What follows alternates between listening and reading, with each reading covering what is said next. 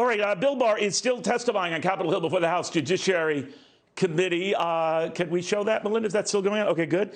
Just want to let you know, the administration takes great umbrage to the notion that troops are going in there. The Attorney General says, look around the country, the state, local law enforcement does their job, won't allow protesters to attack the courthouse in Portland. That is not the case. Our stormtroopers amounted to 29 marshals in the courthouse, recently increased to 95 DHS, that's Homeland Security officers, trying to protect the courthouse. We've gradually increased our numbers. If the state would come in and protect the courthouse, we wouldn't need to be there. So this aggressive back and forth continues. We'll keep going with this and the implications of all of this. In the meantime, I do want to go to Kelly Jane Torrance, the New York Post editorial board member. First on this development and the back and forth of what is appropriate force. I just want to get your quick thoughts on that, because that seems to be a line in the sand between the two parties. Republicans say it's fully justified. Democrats are arguing, no, it is not. You're only making the situation worse. Your thoughts? Yeah, as someone, that tends to worry about government abuse of power, I can see where there is concern.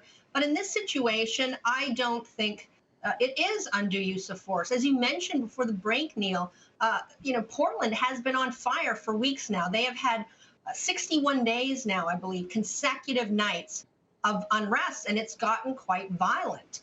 The police are not doing anything about it. And as we saw, they've used power tools to try to break into the fence around this courthouse. They've used fireworks.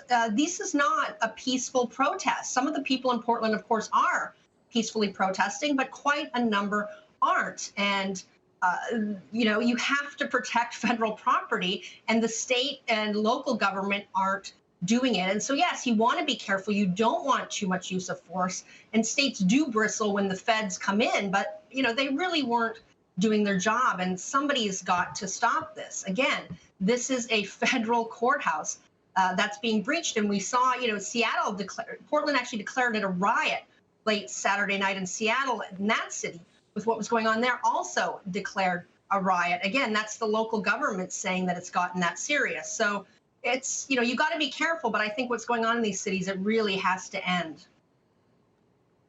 Kelly Jane, I do want to touch on this fight within the Democratic Party. Normally, I know you and I have covered these conventions where they have the party platform, and most on the right or the left, they tend to ignore it. It's sort of like pie in the sky type of goals. But one thing that the party veered away from was this idea of Medicare for all. And that's, ticked off about 360 delegates who say that they will not vote for that platform and maybe up the ante and make things difficult for their nominee if they don't change that. What are we to make of all this? Yeah, Neil, it's going to be interesting to watch. The overwhelming majority of those 360 or so are Bernie Sanders supporters. And, he did back Biden very quickly after withdrawing from the primary. But people still wonder how those supporters, if they're actually going to get out and vote for Joe Biden. And here's one thing that shows there could be a problem. But listen, if they couldn't get legalizing marijuana in the party platform, they weren't going to get Medicare for all. That was one thing that failed as well.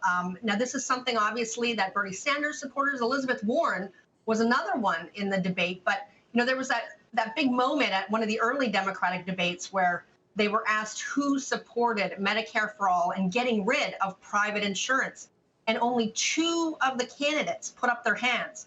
And that was Liz Warren and Bill de Blasio, the mayor of New York. So it's not something that, on the whole, the mainstream of the party supports. But you have a lot of the young people, and they're very enthusiastic, and they're getting a lot more well organized than they have been in the past. And so you could get a fight over this. And of course, with the pandemic going on right now, it certainly made healthcare a much bigger issue than it might have been. But again, this is something I think, that's going to play into Donald Trump's hands, because he is trying to paint Biden as someone who says he's a centrist, says he's a moderate, but is going to be hemmed in by his party and pushed more to the left. So a fight within the party on Medicare for all certainly gives some credence to that sort of argument.